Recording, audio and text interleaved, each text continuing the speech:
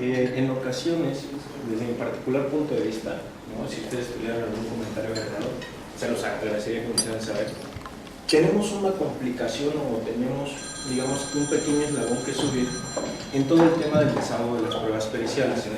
Desde mi punto de vista, los abogados y los peritos no nos hemos tomado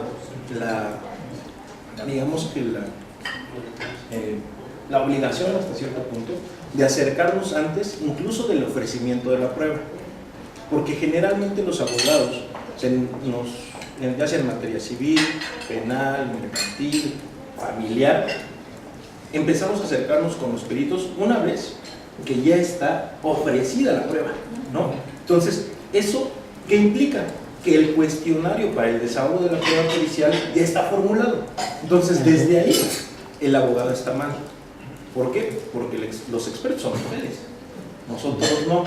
Y entonces, nosotros generalmente cuando ofrecemos una prueba pericial, si ustedes se dan cuenta en todos los asuntos que han intervenido, la prueba pericial representa una prueba medular para el asunto, no es una prueba de relleno como podría ser de veracia la testimonial, ¿no? Incluso la confesional, que pocas veces nos va a ayudar, pero las pruebas periciales sí vienen a hacer un asunto relevante en todos los procedimientos. Bueno, digo, en los míos siempre generalmente son asuntos, son temas relevantes. ¿Por qué? Porque partamos incluso de la contabilidad, ingeniería de arquitectura, electricidad, medicina, psicología, pues van a significar un parteaguas. Tenemos un tema por ahí de diferentes criterios en los juzgados. Todos los juzgados, tanto del fuero local, del fuero federal, incluso en provincias, aun y cuando la ley marca el procedimiento para ofrecimiento y, por supuesto, aceptación y protesta del cargo, todos los juzgados tienen un criterio totalmente diferente. Ajá. ¿Por qué? Porque es muy común que ofrecemos la prueba y la ley nos pide, por ahí del artículo 280, 281, que viene el ofrecimiento y admisión de pruebas, los requisitos, primero para ofrecer la prueba pericial. Y dentro de esos requisitos indispensables son nombre del perito, domicilio del perito, señalar de forma precisa la especialidad o materia de la pericial. Porque, vaya, hablando de temas contables, no es lo mismo una prueba pericial en contabilidad que una prueba pericial en análisis de estados financieros. ¿Por qué? Vamos a eso, ¿no? No es lo mismo en arquitectura o en ingeniería civil una prueba pericial para determinar el valor comercial que una prueba pericial para determinar si un inmueble es susceptible de cómoda división, ¿no? O sea, ahí tenemos temas específicos que debemos abordar y que en ocasiones como abogados ya traemos la prueba pericial ofrecida, pero ya está mal ofrecida. Lamentablemente, nuestras autoridades, pues haciendo alusión a su criterio de imparcialidad, pues no nos van a perfeccionar nunca una prueba pericial, ¿no? Entonces, si está mal ofrecida, pues no podemos subsanar. Y de ahí que incluso la Corte se haya pronunciado en el sentido de que el cuestionario debe ser contestado en su totalidad. Sin embargo, no pueden adicionar ustedes como peritos cosas que no sean materia de la prueba pericial. Es decir, si nosotros estamos en un tema de contabilidad y hablamos de un libro mayor, no podemos adicionar balances. ¿Por qué? Porque ahí ya incurren incluso en la responsabilidad de los peritos. Los peritos, dice la ley, e incluso la Suprema Corte, que son auxiliares, pero auxiliares imparciales. Ya sea que estén de la parte actora o de la parte demandada, entiendo que cuando son peritos de parte, pues difícilmente van a poder, pues incluso decirle al abogado, oye, ¿sabes qué? Pues no te puedo dictaminar en este sentido, porque el abogado no te va a pagar, así de simple, ¿no? Pero como terceros en discordia, debemos de tener mucho cuidado, ¿no? Mucho cuidado. Bueno, ya en mis asuntos, pues ya les pido que me ayuden, ¿no? Que me ayuden y me apoyen, pero realmente este tema de la tercería en discordia es un tema que se complica un poquito. ¿Por qué? Porque si nosotros, ¿qué pasa en la vida práctica? La ley te dice, no, pues le darás vista al perito tercero en discordia para que analice los documentos o los tenga a la vista y en su oportunidad acepte y proteste el cargo. La realidad es que a nosotros nos llega la notificación, designándonos como peritos terceros en discordia, y solamente tenemos 3 días para aceptar y protestar el cargo, lo cual implica que ni siquiera hemos tenido acceso a los documentos o al expediente. Por lo tanto, es incorrecto que se acepte y proteste el cargo sin haber tenido acceso. Es incorrecto. ¿Por qué? Porque los juzgados, cuando ustedes comparecen como peritos terceros en discordia, invariablemente verifican y ¿qué creen? Asientan una certificación. Porque hasta el momento en que ustedes van a actuar, no son parte del juicio. Y por lo tanto el juzgado tiene la obligación de asentar una certificación en donde a ustedes les pidieron o les permitieron el acceso al expediente. Esa es su obligación. ¿Por qué tan relevante este tema?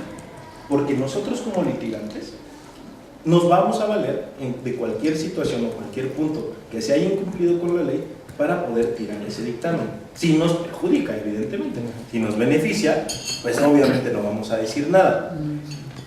Entonces, he ahí el punto medular.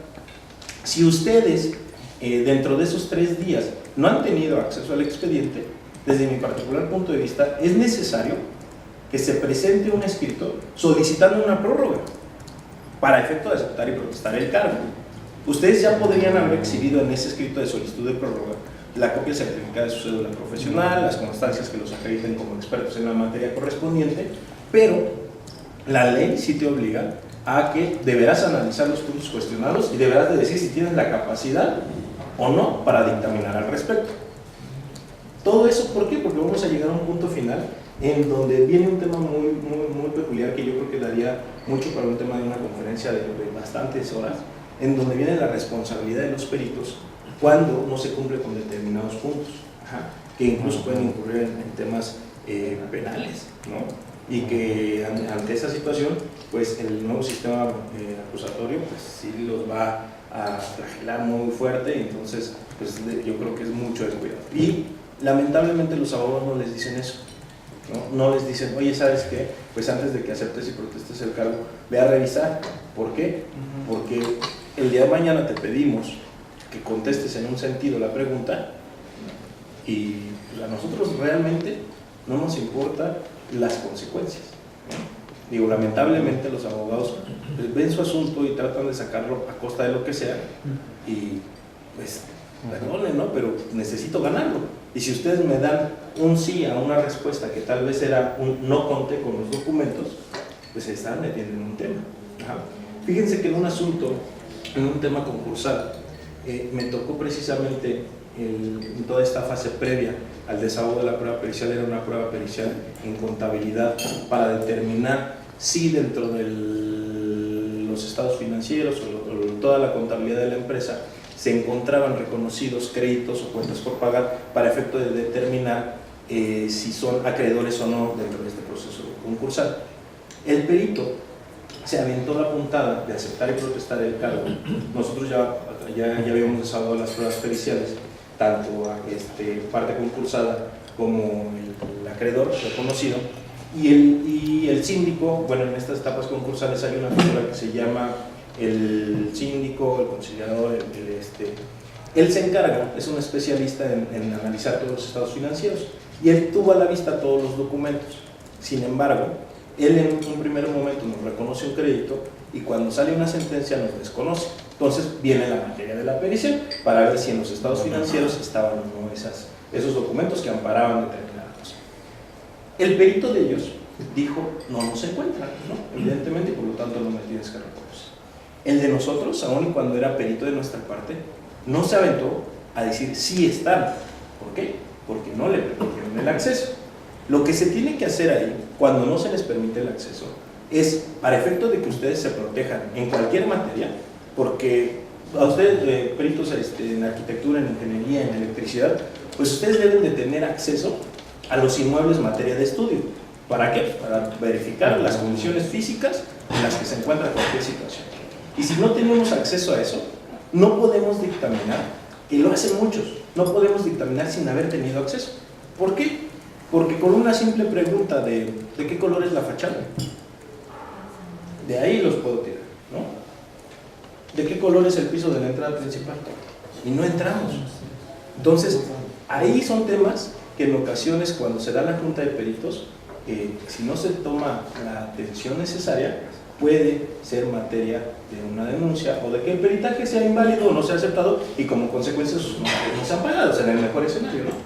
Pero cuando no nos dejan entrar a las instalaciones, que esta es toda la fase previa, deben de acudir con un notario. ¿Para qué? Para que él precisamente dé fe de que no tuvieron acceso, o bien solicitarle al juzgado que requiera la parte que tiene que poner a la vista los documentos o las instalaciones o lo que sea, el material caso de estudio, que se les ponga a la vista o que señalen fecha y hora para que en compañía del actuario se constituyan, ¿sí? Porque si no se hace así, no, en un sentido tajante no podrían dictaminar. ¿Por qué? Porque no han tenido acceso. Entonces, hay puntos medulares que vamos a ir abarcando y voy ahorita a señalarlos en 3 fases que son bien importantes. ¿En el Inter hay una sustitución de perito? ¿Puede haber una sustitución de perito en el Inter del desarrollo de la...? Hay una sustitución hasta un determinado momento, hasta antes de que se rinde el dictamen. Es decir, si nosotros ya rendimos el dictamen pericial en cualquier materia, ya se presentó, incluso ya se ratificó, pero se solicita una junta de peritos, ya no puede haber una sustitución. La sustitución se da única y exclusivamente antes de rendir el dictamen. ¿Por qué? Por la lógica apunta que una persona que no realizó el dictamen, pues no tiene la capacidad suficiente para responder esa batería de preguntas que se van a venir en la junta de peritos. Es incorrecto que se pretenda la sustitución de un perito una vez ya rendido el dictamen. Incluso eso tiene una penalidad porque el perito que no se presenta es multado. Y le dan vista, en este caso, al tribunal o al consejo de la judicatura para que los quiten de la lista. Entonces, dígame. Perdón, ¿vas a tocar el punto de los honorarios? Exactamente, que es el más importante. ¿No? ¿Por qué? Porque los peritos terceros en discordia pasa mucho, ¿no? Que tenemos o se tiene pues como que el ánimo o la confianza de que en algún momento las partes se van a acercar, ¿no? Porque es la realidad, ¿no? Así que yo creo que como me gusta platicar que los abogados no nos acercamos, también hay que hablar de situaciones reales cuando somos peritos terceros en discordia, ¿no? Confiamos que alguna de las partes se nos va a acercar para efecto de que cubran nuestros honorarios, que no tiene nada de malo, ¿no?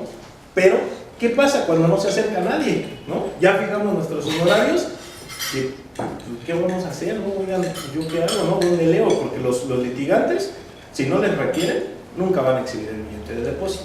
Entonces, ahí viene un tema bien peculiar y bien importante, el cómo cobrar los honorarios y cómo ejecutarlos de la manera más rápida posible, ¿no? Pero ahorita se los sumo. Existe el caso de que tú propones unos honorarios y el mismo juez te los baja. Exactamente. ¿Qué hacer en eso? A la mitad le parecen excesivos. De hecho, la ley tiene ¿Qué pasa aquí? Hay 2 vertientes en las pruebas periciales. Las que son reconocidas como artes o técnicas y las que no. Las que para el ejercicio requieren precisamente de una cédula profesional. En ese caso puede uno renunciar entonces al cargo, ¿no? Sin sanción alguna, ¿por qué se van a sujetar a los honorarios que ha visto, güey? Sí, antes de la aceptación y protesta del cargo. Pero no. ¿Qué pasa? Usted lo que va a solicitar, por eso es ahí los quits que podemos hacer, pero todo es dentro de los términos, porque nosotros tenemos 3 días para aceptar y protestar el cargo en cualquier situación, seamos perito de parte o perito tercero en discordia. En este caso vamos a hablar de la pericial tercera en discordia. Tenemos 3 días para aceptar y protestar. El quit aquí es solicitar una prórroga para el acceso a los documentos. Si es posible, una vez que ya nos dieron acceso a los documentos, ¿sabes qué? Mis honorarios son tales y tales. Pero hasta ahí la autoridad no ha dictado un acuerdo en donde se acepta y protesta el cargo, si se dan cuenta. ¿Por qué? Porque ustedes no han presentado un escrito de acepto y protesto el cargo. ¿Sí? O sea, ¿saben? En el Consejo de la Judicatura pasa mucho eso. Antes de que se dé la aceptación y protesta, ustedes emiten su cuantificación o su cotización de honorarios, y hasta en tanto se aprueban, ustedes pueden emitir el dictamen. O pueden solicitar que hasta en tanto se han aprobado sus honorarios, empiece a correr el término para dictaminar en el asunto. Eso es lo que se tiene que hacer, pero es en 3 días. O sea, si ustedes se esperan o aceptan mi protesta en el cargo y después, oye, ¿sabes qué? Pues hasta que me... No, pues tú ya aceptaste, ¿saben? Entonces, ya está corriendo el término.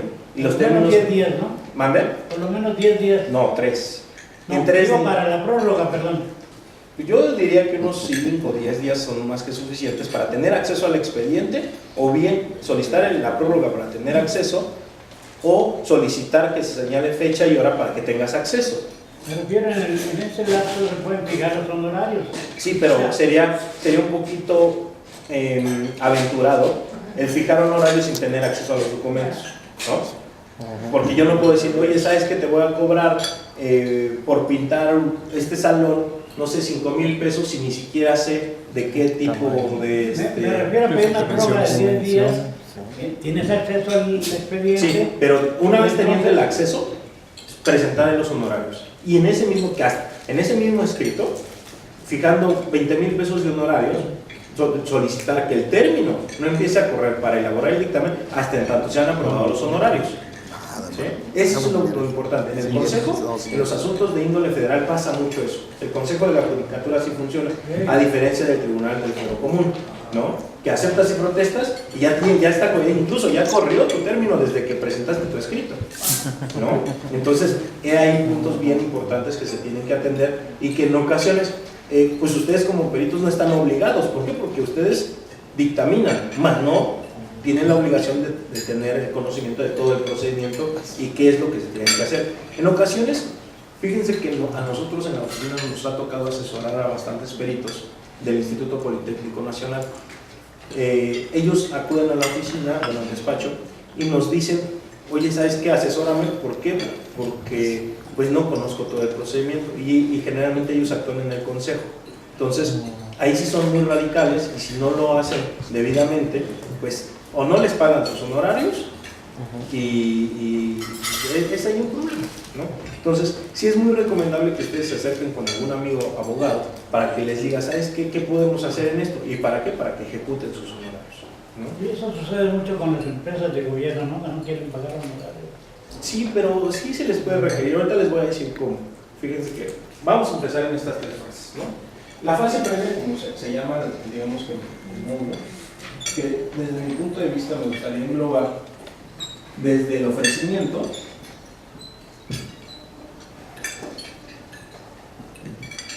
hasta la aceptación. Una segunda fase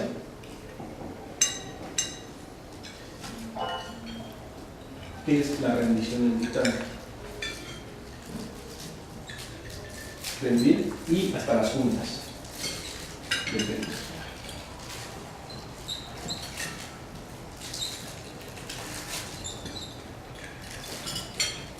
Y tercera, el cobro de honorarios o la ejecución.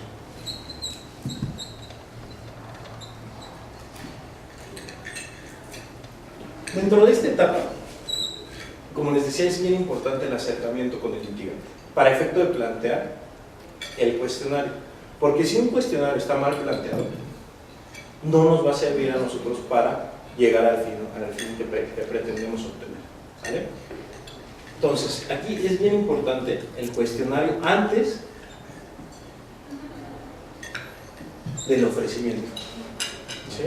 ¿Por qué? Porque si no, ustedes les van a llegar con una batería de 10 preguntas que tal vez la pregunta es determine de qué color es la pared, y la pregunta es determine el valor comercial del inmueble. O sea, ustedes nada más van a tener que determinar el valor comercial sin poder decir, el valor comercial del inmueble que está pintado de blanco.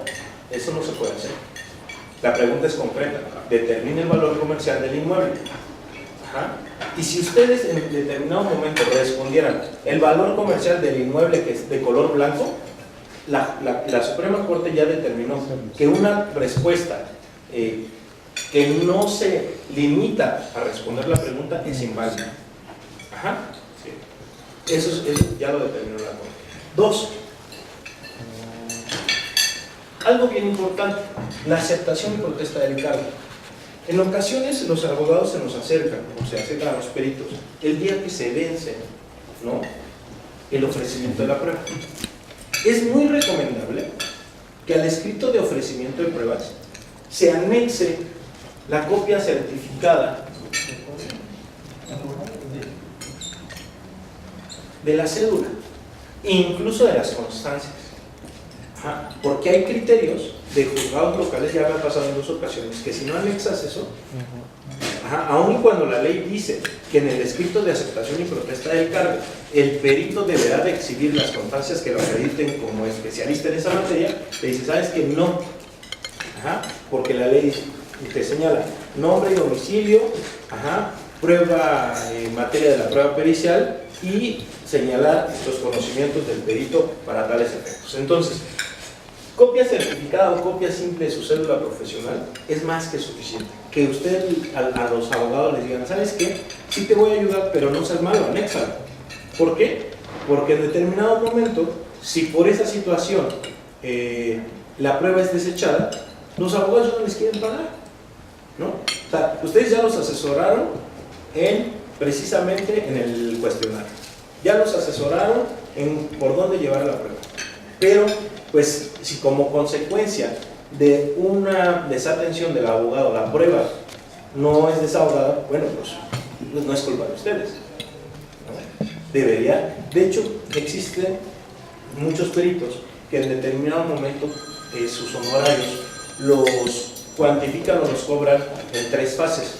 Un porcentaje al momento en que se da la consulta para el cuestionario, otro porcentaje en el momento en que se acepte y proteste el cargo y otro porcentaje en el momento en que se rinde el dictamen. Digo, se lo dejo a su consideración, ustedes saben los clientes que tienen y cómo trabajan con ellos, pero pues no estaría mal, ¿no? No estaría mal que ustedes lo fueran proponiendo así, para efecto de, porque digo, el trabajo de cualquier persona es valioso y como que pues sí es incongruente que no se retribuya en ese sentido, ¿no? Entonces, podrían hacerlo por ello. Pero aquí en este punto, ¿no?, la aceptación, como les decía, el tema de la aceptación no es nada más llegar con tu escrito de acepto y protesta del cargo, porque tal vez realmente no se cuenta con la expertise necesaria, ¿no? Me tocó un asunto en que era pericial en contabilidad y eran normas de información financiera, ¿se llama? Las NIF, famosas NIF, ¿no? Entonces, en mi perito sí contaba con eso, pero el otro no contaba con esa constancia. De hecho, no recuerdo cuál es la institución o cómo se otorga una constancia, ¿no?, respecto de las normas de información financiera, y por ahí logramos tirar ese asunto, el dictamen. ¿Por qué? Porque el perito no contaba precisamente con esa constancia para o que haya cursado las normas de información financiera. Entonces, es muy importante que cuando ustedes acepten y protesten el cargo, pues vean a ciencia cierta de qué va a versar el desahogo de la prueba pericial. ¿Por qué? Porque tal vez dentro de su tira de materias de la especialidad no viene a ser específico. Entonces, tendrían que obtener una constancia para tal efecto, para efecto de poder determinar. Por ejemplo, la pericial en ginecología no la puede practicar un médico general. Necesita la especialidad en gineco-obstetricia. Un médico general no la puede practicar. Entonces, como una certificación. Exactamente. Entonces, por eso la necesidad de que en cada asunto verificar sobre qué va a versar. O sea, porque tal vez el título de la prueba pericial es en contabilidad, en arquitectura, en ingeniería, en medios electrónicos, no sé, pero sobre los cuestionarios es ahí donde viene todo el quid. Porque si no contamos con esa constancia, la prueba pericial no la van a poder desahogar, van a rendir el dictamen, pero va a ser muy fácil de tirar un dictamen cuando no se adjuntó la constancia correspondiente, y ahí sí es responsabilidad del perito. ¿Por qué? Porque el abogado confía plenamente en que ustedes sí cuentan con esos conocimientos, ¿no? Entonces, ahí si al abogado le tiran el dictamen por una desatención, pues también estamos en la otra vertiente, ¿no? Entonces, sí debemos de ser muy enfáticos en la especialidad que vamos a tratar para poder determinar ¿Por qué? Porque en el escrito de aceptación y protesta del cargo tenemos que exhibir las constancias necesarias, porque aquí es el único momento en que las pueden exhibir. Si ustedes las exhiben el día de la audiencia, no es válido. Se tienen que exhibir precisamente en el escrito de aceptación y protesta del cargo. Si no se exhiben ahí, no es válido. Incluso me atrevo a decirles que la prueba no se va a desahogar, pero sin la comparecencia del perito que no haya exhibido las constancias necesarias. ¿Okay? Bueno, una vez, ya que pasamos de esta etapa de aceptación, vamos a pasar a una etapa interesante, que es la rendición del dictamen. Generalmente, se han ido muchos asuntos por el conteo del término para rendir el dictamen. Es decir, ¿en qué momento empieza a correr el término? ¿Sale? Fíjense, la ley generalmente nos dice 3 días para aceptar y 10 días para rendir. ¿Ok? En teoría tendríamos 13 días para estas dos fases, ¿no? 3 días para aceptar, 10 días para rendir. Pero ¿en dónde empieza a correr el término? Es pregunta para ustedes. Ya aceptamos y protestamos el cargo al tercer día. Los 10 días para rendir el dictamen corren en el momento en que sale el acuerdo y los tienen por aceptados y protestados el cargo, o al siguiente día de que presentamos su escrito. Pregunta. ¿Mande? Al siguiente día ¿De qué? de que haya aceptado la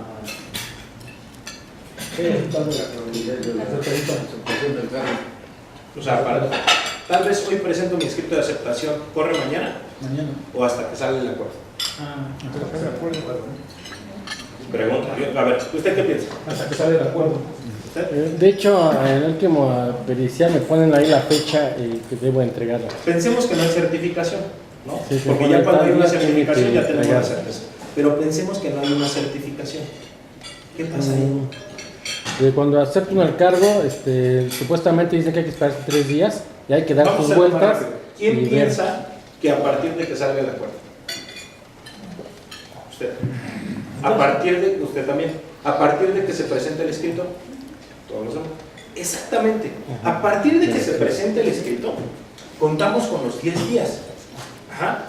Pero aguas, si ustedes presentan el escrito de aceptación al 1, ya empieza a correr, ¿eh? No es que tengamos que esperarnos 3 días para correr.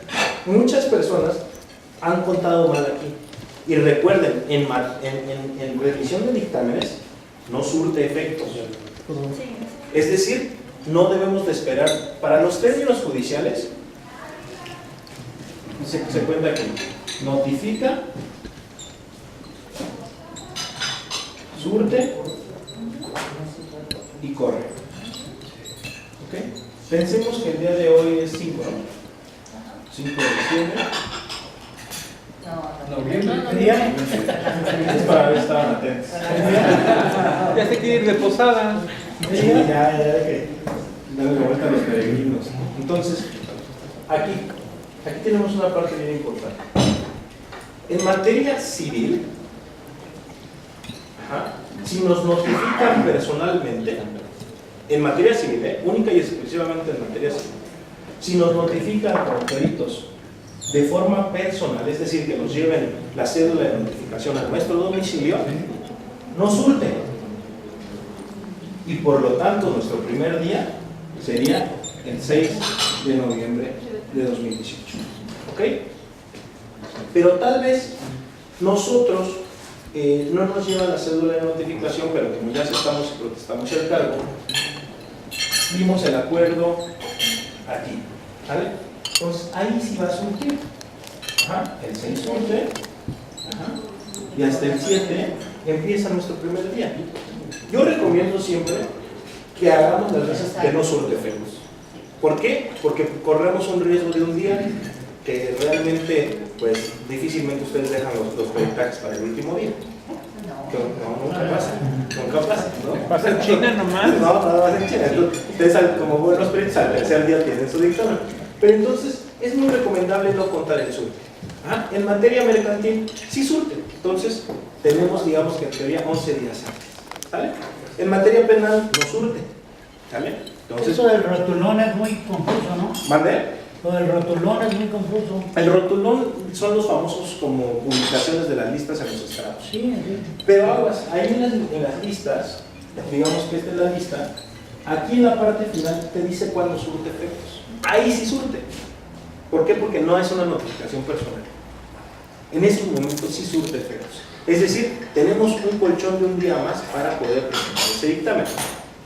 Pero insisto, es recomendable contar nuestros 10 días a partir del momento en que salió publicado el acuerdo. Pero ¿cuántos días tiene uno para checar el rotulón? O sea, No es que tengas 3, 4 días.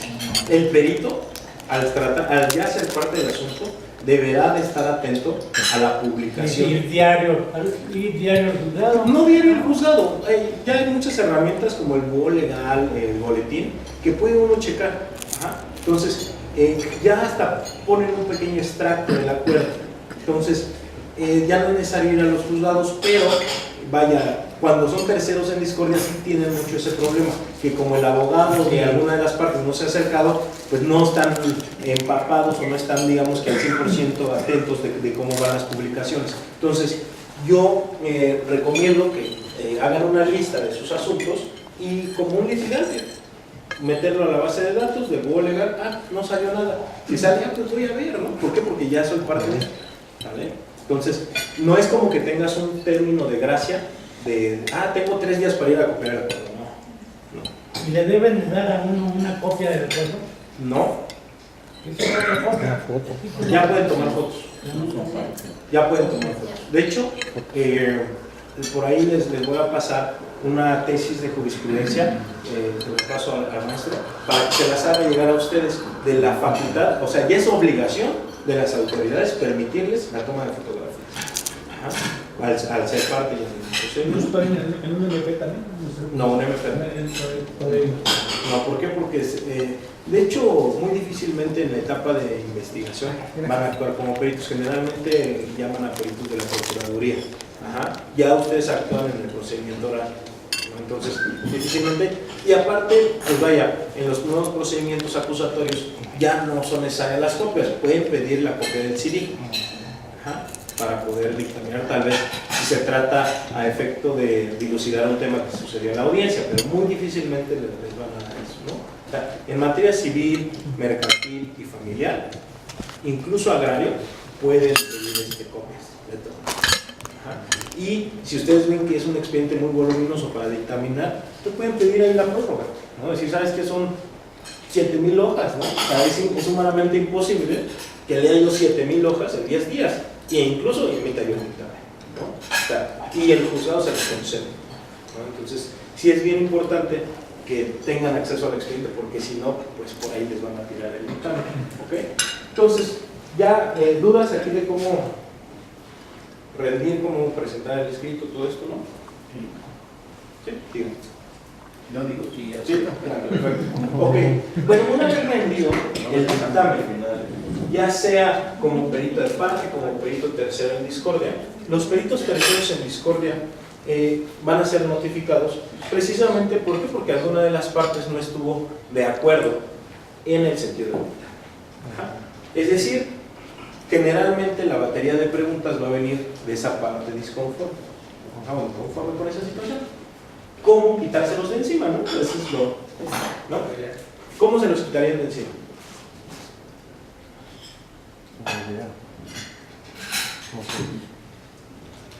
¿Algún?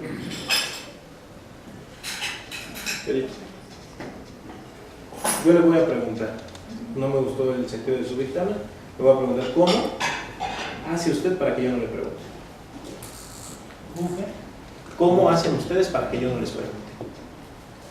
Y ya estamos en la junta, de peritos, ya estamos en la audiencia. ¿Cómo hacen que yo no les pregunte?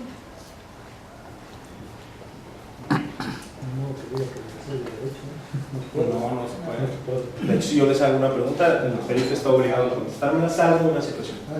No podemos decir que no las tenemos y que estamos a nuestro abogado para que nos explique. No. No. Hay uno más fácil. No, reformularla al final la van a pasar y van a contestar. Todavía una bien fácil y que es un punto que les interesa a ustedes. ¿Ya fueron cubiertos mis honorarios? No puedo preguntar. Ahí ni el quid. Aunque parezca risa. Si el abogado no ha cubierto los honorarios del perito tercero en discordia, no puede hacer preguntas.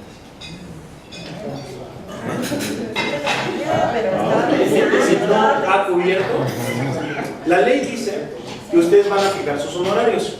Con esos honorarios, a las partes les van a dar vista para que manifiesten su conformidad o inconformidad o hagan lo que quieran.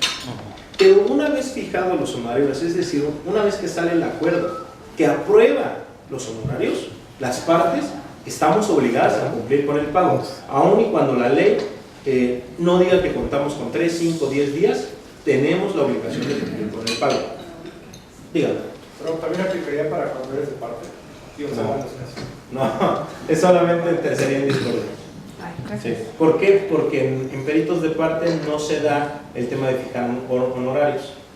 Aceptas y protestas el cargo, pero no, en tu escrito nunca fijaste honorarios. Porque al verdad que ya presentas tu dictamen y pues el pago, híjole, te lo paso mañana y mañana y mañana. Yo lo que haría es, ¿sabes qué? Págame y si no me pagas, perdóname, pero no voy a la audiencia. Así, O sea, porque de verdad que en la viña del Señor hay de todo. Ahí tienes que ver esto diciendo de que pues oye, si no me pagas, pues no. No estás presentando tu dictamen. No, ya rendiste tu dictamen. Esta junta de peritos, ¿en qué momento será? Cuando ya todos rindieron el dictamen. De parte, actora, parte demandada, discordantes, tercero en discordia, y se viene una junta de peritos. Entonces, ¿cómo evadir ese tema? ¿Por qué? Porque en ocasiones, pues los abogados sí se ponen a estudiar y vienen con unas baterías de 100, 200 preguntas, y no les importa llevarse ahí todo el día con tal de tirar el dictamen. ¿Por qué? Porque al ser una prueba medular, o sea, o lo tiras, ¿saben? Entonces es bien importante que ustedes estén al tanto de su expediente. ¿Por qué? Porque si yo le voy a hacer preguntas a un tercero en discordia, lo primero que tuve que haber hecho para poderles hacer a ustedes alguna cuestión es pagar la parte correspondiente de sus honorarios. Es decir, si ustedes fijaron 18,000 pesos, yo tendría que haber pagado 9,000 pesos. ¿Vale? La parte que no paga no puede preguntar al tercero en discordia, más no a los otros peritos, única y exclusivamente al tercero en discordia. Eso es lo que pasa. Entonces, pues de ahí el punto que si se quieren ahorrar todas esas preguntas, pues saben que su señoría, pues no le voy a responder al abogado. ¿Por qué? Porque no ha cubierto mis honorarios. Y no es como que puedan, no, pues ahorita los pago. No. De verdad, la ley no les permite eso. O sea, es que los hayan cubierto de forma previa a la audiencia, no en el acto de la audiencia. Entonces, ahí ustedes ya pueden aventarse el primer escaparate para todo eso. Entonces, es bien importante. Y aún así queda obligado a pagarlos, es decir, claro, por supuesto. Aún y cuando no respondan las preguntas, el auto que determina la aceptación de los honorarios es un auto que obliga a las partes a cubrir los honorarios. Es decir, si ustedes no le responden porque él no cubrió, no significa, como no te respondí, no me vas a pagar. No, tienes que pagar. ¿Okay? ¿Se estipula el periodo de pago? No hay un periodo de pago, pero esa petición de parte de los peritos en este caso. ¿Okay? Ahorita les voy a decir cómo funciona. Una vez que ya se dio la junta de peritos, ya rindieron el dictamen, va a existir un acuerdo que dice se tienen por aceptados los honorarios. Ese auto, para nosotros los litigantes, es materia de impugnación, ya sea mediante recurso de revocación o mediante recurso de apelación. Pero si ese acuerdo que acepta los honorarios no lo combatimos nosotros como parte, es un auto que queda firme. Y es un auto que tiene efectos o que trae aparejada ejecución. Lo cual quiere decir que es como si ya tuvieran un pagaré firmado por las dos partes para efecto de hacer el cobro. ¿Okay? ¿Qué hacer para el cobro o la ejecución de los honorarios? Nosotros o los peritos, con que presenten un simple escrito diciendo requiérase a las partes el pago de mis honorarios, bajo la pena que de no hacerlo se les embargarán cuentas, se les embargarán bienes suficientes que alcancen a cubrir la cantidad de mis honorarios, el juez lo tiene que hacer. un escrito de una hoja requiriendo, su señoría requiere a las partes el pago de mis honorarios, so pena que de no hacerlo, se dictará un auto de ejecución con efectos de mandamiento de forma, que es un auto que ordena el embargo de bienes. ¿Ok? Ese acuerdo que tuvo por aceptar sus honorarios, al no ser combatido, es un auto firme. No importa que esté pendiente de dictarse sentencia, no importa que se vaya a ir a apelación, no importa que se vaya a ir al amparo, ustedes pueden cobrar sus honorarios con un escrito de ese tipo. Y muchas personas me han dicho, oye, licenciado, pero pues si no me pagan, ¿qué hago? ¿No? Porque realmente el litigante pues no le va a preocupar el pagar sus honorarios hasta el momento que pase la siguiente situación. Cuando ustedes requieren, el juzgado va a requerir a su vez.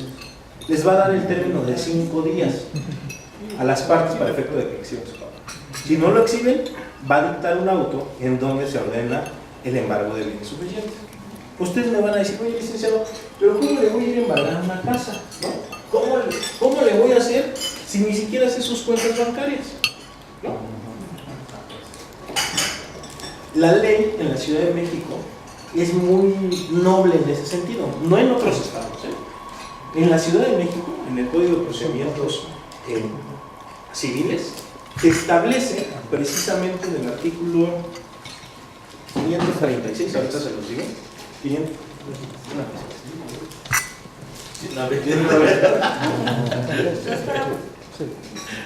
¿Y qué debe decir? ¿Y cómo? De hecho, viene en el capítulo de ejecución de la sentencia, que es precisamente de los embargos.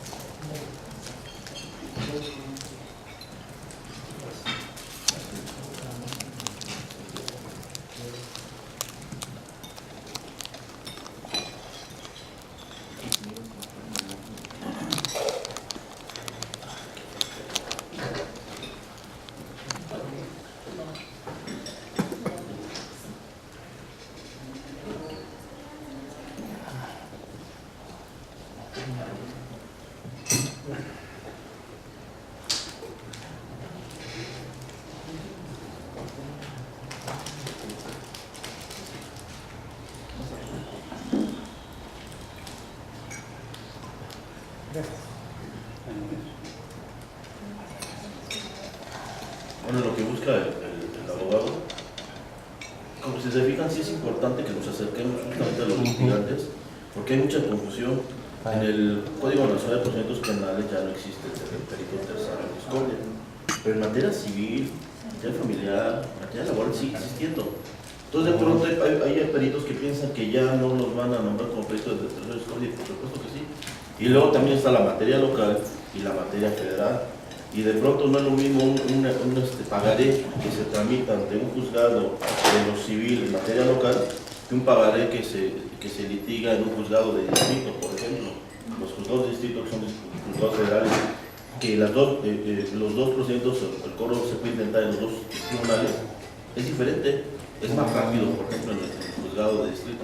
Perdón, adelante. Sí, vean, no me equivoqué, 536 del Código de Procedimientos Civiles.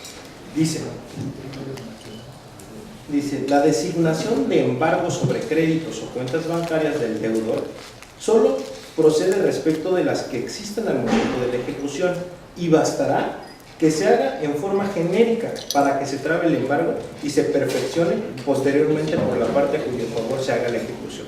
Es decir, nosotros no necesitamos contar con los 16 o 20 dígitos de la cuenta bancaria para embargar.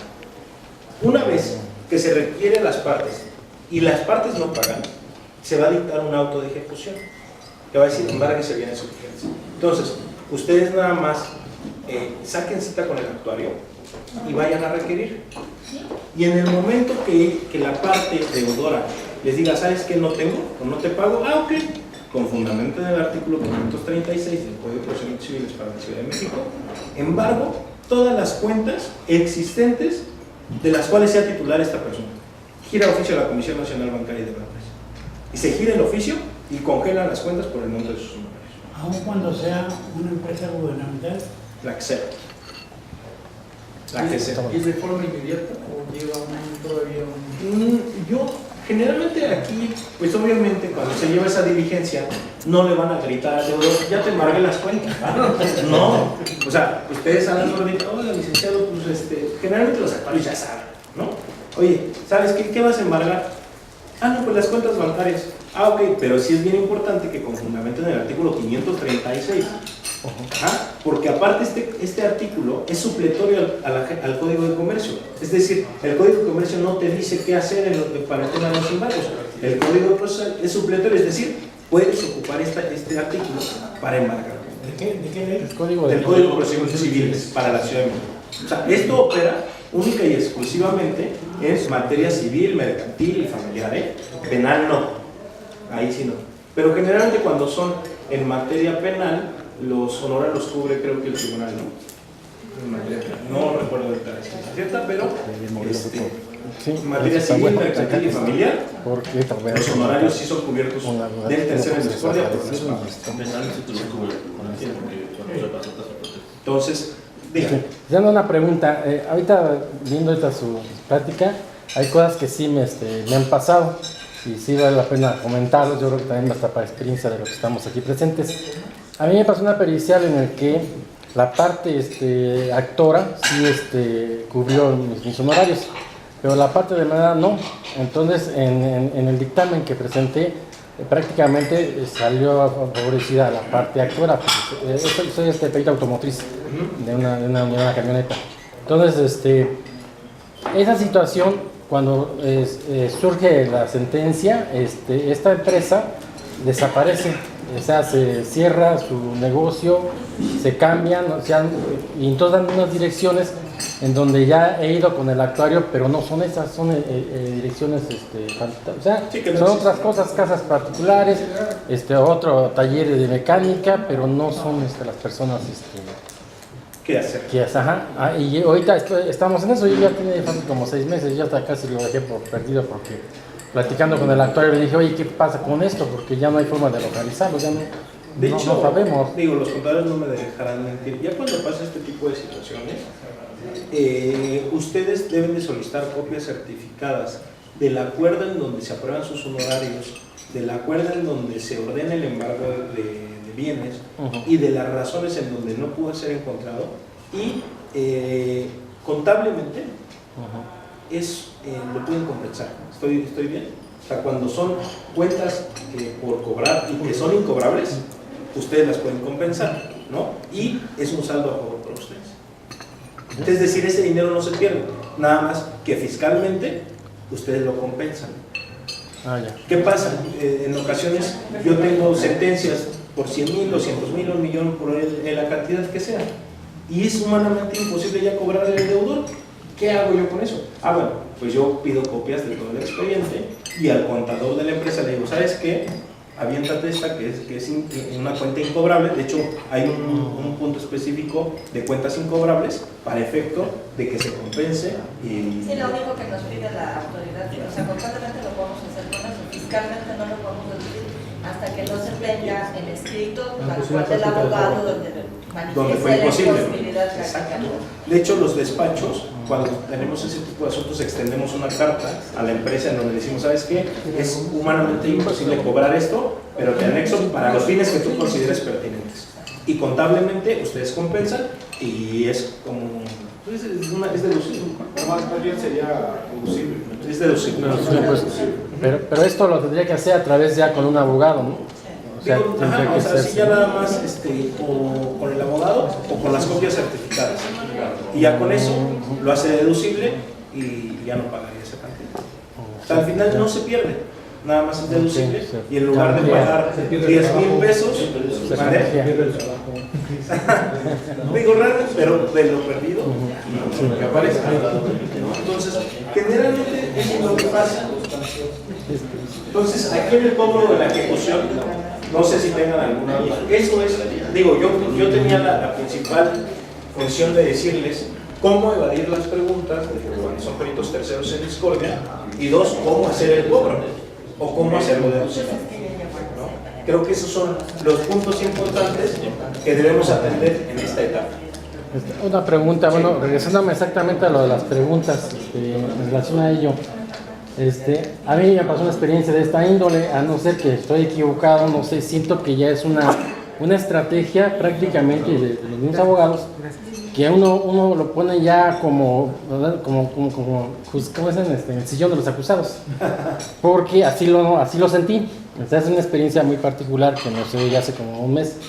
Resulta que en una unidad, un automóvil, muchas veces ya las gentes adquieren el automóvil nuevo, pero pues por una falla que les resulta, prácticamente ya ellos ya no quieren el automóvil, ¿no? Simplemente sabes que este coche es nuevo, me falló a los 15 días y entonces yo quiero el seguro, y el seguro lo que quiere es cambiar un carro, otro coche. Sí. Lógico que la agencia en este caso no se los da porque las políticas de los seguros no manifiestan que se tiene que cambiar el coche por una reparación mínima. Se requiere el 50% de que haya requerido la compostura. Entonces, pero se protegen, o sea, de hecho la agencia dice, pues no, ya te lo arreglé, y eso se da mucho ahorita con los, el DTC, que le llaman, es un localizador para el caso de robo, que muchas veces se activa y uno como usuario pues desconoce, ¿no? Desconoce una situación así. Entonces el coche automáticamente, la caja de veces no sirve, el carro traba, no funciona. Entonces uno, por el desconocimiento, dice, sabes que el coche está muy mal, o sea, está grave este carro, no sirve. Pero entonces resulta que es nada más ese dispositivo, el ETC que le llaman, lo desactivan y el coche funciona correctamente, porque ahorita ya los coches son electrónicos 100%. Entonces, pues para eso, ese coche duró 2 años en la agencia, ahí, en pleito y pleito, porque ya el dueño ya no lo quiere, está en Toluca. Y entonces él, para ello, empieza a inventar más de lo que yo manejé. Dice que el coche no sirve, la caja, todo le pone ahí, ¿no? Va a su perito y manifiesta que efectivamente el coche no sirve, que está mal, todo, ¿no? La parte de la agencia dice, no, el coche ya lo arreglamos, era nada más eso. Pero la persona, por la urgencia de que en el año 2015 quería estrenar el coche, él fue solito y lo trajo, ¿no? Y en el trayecto le rompió un parabrisas, y bueno, se dañó, y no, la agencia no se hace responsable porque él fue personalmente.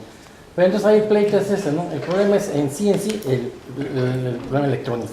Bueno, yo como perito tercero valoro las dos cosas, checo y digo, bueno, pues entonces de antemano sabe uno que, bueno, la parte actora pues tiene razón en cierto punto. ¿Por qué? Porque tiene un coche nuevo, pero ya lleva 2 años ahí en el carro. En 2 años cualquier coche pues se empieza a despreciar y todo eso. Entonces lo que quiere forzosamente es cambiarlo. Sin embargo, yo ya presentándome, y como también se la sabe en la agencia, ¿qué hace?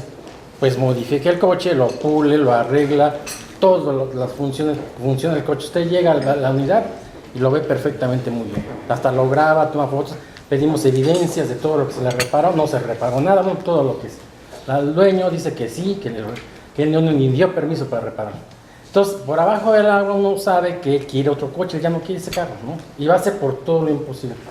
Uno como perito tercero es neutral, o sea, uno no puede estar, ¿sabes qué? Voy a estar de tu lado, voy a estar del lado de la otra parte. Sin embargo, en mi dictamen manifiesto, utilizando el método científico, toda la observación general, de acuerdo a mis conocimientos, escáner que se maneja mucho, y entonces yo me voy sobre la problemática que es la falla de la caja. Detecto que es nada más el dispositivo, bueno, lo pongo. Sin embargo, el cuestionario pasa lo que me estaba diciendo. No coincide muchas veces las preguntas con la problemática. Y vienen como 30 preguntas en donde manifiestan condiciones de la unidad. Y en condiciones de la unidad estamos manejando todo. O sea, completamente quieren, ahora sí que especificaciones mínimas, alineación, amortiguadores, cajas, motor. Bueno, una gran... Pero uno ya por la experiencia que tiene uno conoce y sabe que hay cosas prácticas que se pueden hacer sin necesidad de meter a una unidad a hacer pruebas muy específicas, por efecto del tiempo y todo eso. Entonces uno lo considera y nada más me voy sobre la problemática en sí. Bueno, pues yo lo hago así, contesto. Entonces resulta que ya en la junta de peritos, ahí viene la bronca, porque me tenían ya preparado 350 preguntas hechas, ¿no? Entonces, pero para esto, o sea, dices, bueno, ¿cómo, de qué se trata? ¿Por qué? ¿Cómo? Si son 30, ¿no? Pero ahora resulta que tiene el derecho, el dueño, de hacer las preguntas, formularlas, porque me tocó que él es ingeniero mecánico, igual automotriz, Y pues él va por todos los lados buscar la manera que ese coche ya no lo vamos a ver, y junto con su abogado. Sin embargo, uno como perito está completamente indefenso, porque llegas ahí, yo llegué solo, sin nada, pero dices, no va a pasar, pues ¿qué va a poder pasar, no? Sin embargo, ahí lo acribillan a uno y bajaron a 250, de las cuales había preguntas tan risorias que hasta decían, quitó las llantas para ver cómo estaban las llantas, o sea, zafarlas del ring, quitarlas, ¿no? Porque ahorita los carros ahí tienen sensores para ver las presiones, ¿no? No es necesario, si en el escáner estoy viendo que me está marcando un código de error, que no tiene errores, ¿para qué la desarma uno? Por lógica, ¿está funcionando? Ah, no, ¿cómo está? Hasta lo que es el hambre, la alineación, amortiguador, o sea, cosas que dice, esto es ilógico, ¿no? O sea, y ahí está uno, 250 lecturas, entonces había cosas que decían, es que esto no está dentro del cuestionario, esto no... Sí, de hecho, si no Sí, ¿no? está dentro del dictamen que ustedes emiten, no les pueden preguntar sobre eso. Eso es lo que le iba a comentar. Pero si ustedes no dicen nada y se ponen a responder, pues el juez no les puede subsanar nada. O sea, lo que ustedes tienen que hacer es saber precisamente la totalidad de su dictamen y decir, perdóname, pero eso no viene en mi dictamen. Las preguntas son única y exclusivamente de lo que dice mi dictamen. No me puedes preguntar de otra cosa. ¿Sí? Ajá. Sí, y en ese momento el secretario o el juez les va a decir, sí, tiene razón el perito, o a ver, dime en qué parte de su pericial abordó ese tema. Sí, porque en el cuestionario ahí manifestaba esto, pero sin embargo me lo tiraban porque dice condiciones de la unidad, y en condiciones es general todo. Entonces decía, ¿cómo está? Una cosa es la problemática de la que se está presentando, y otras situaciones que entonces me hacen es un examen específico de cómo funciona cada parte del automóvil. Y como puedes ver, para un automóvil entran varias disciplinas, o sea, desde electricidad, electrónica, hidráulica, es una gama. Entonces está uno como dicen estos médicos, ¿cómo le llaman? Ahí se me fue el nombre, que sabe exactamente la falla, para eso hay especialistas más especificados. Entonces uno como perito, ¿hasta dónde abarca uno? Hasta uno tiene que abarcar para defenderse ante esa situación. De ahí la necesidad que digo, de acercarse antes del ofrecimiento, porque si no puntualizan y no son específicos, pues vamos a encontrar, determinen las condiciones del vehículo, bueno, todas, ¿no? Exactamente, y no me voy a llevar 10 días, imagínense en lo que ya hay cosas que tendré que consultar con unos especialistas más específicos, y cuánto van a cobrar tan solo, ya también son horas no van a hacer, claro. Y más si es en interior de la República, porque hay salidos así dentro de la República. Entonces ahí esa es una de las dudas que yo estoy, ¿qué se puede hacer ante esa situación? Porque, me pareció muy bueno cambiar el cuestionario, y uno como perito dice, ¿sabes qué? Esta pregunta no hay lugar, ¿por qué? Porque no va de acuerdo a esta problemática. Sí, digo, realmente cuando ya están los cuestionarios planteados, no se puede modificar. Ustedes como peritos terceros en discordia no lo pueden modificar, están obligados a responder. Donde lo pueden modificar es antes del ofrecimiento de la prueba. Ajá. Por eso la necesidad de acercarse antes. Ajá. Porque si como tercero no podemos modificar nada. Pero la forma para no contestar ese tipo de preguntas que tal vez son irrisorias, pues decirle, ¿sabes qué? No tiene nada que ver con el dictamen, no me lo puedes preguntar. Y otra, no tiene nada que ver con mi dictamen, no me la puedes preguntar. Y va a pasar, y les van a ir desechando todo. Sí, hubo unas que sí estuve manejando y otras que decíamos de acuerdo ya también experiencia propia, porque también todos te manifiesta ya con especificaciones, todo viene ya bien con especificaciones, entonces es difícil que uno maneje una gama tan grande de información. Vamos a romper el diálogo. Esto que está pasando es en un juicio tradicional normal.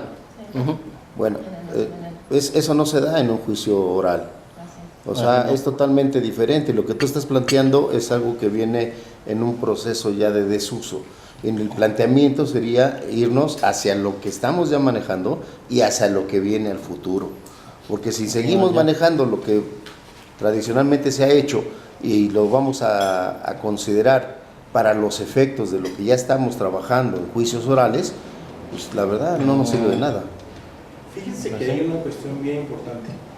El poder manejar los antiguos procedimientos les ha dado un valor agregado a los nuevos peritos.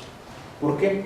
Yo recomiendo que los nuevos procedimientos del sistema acusatorio, digo, ustedes son muy buenos para el laboratorio y todo, pero valdría mucho la pena que tomaran un curso de oratoria. ¿Por qué? Porque ante un quórum me tocó un asunto de 300 personas de unos huachicoleros, pues el abogado y los peritos no tienen la capacidad para poder debatir estos temas. Entonces, es bien importante que seamos expertos en temas de oratoria, en manejos de la ley, y digo, y si vamos a ser peritos, que sí nos adentremos en el asunto. ¿Por qué? Porque tal vez en el sistema acusatorio, como bien dice el perito,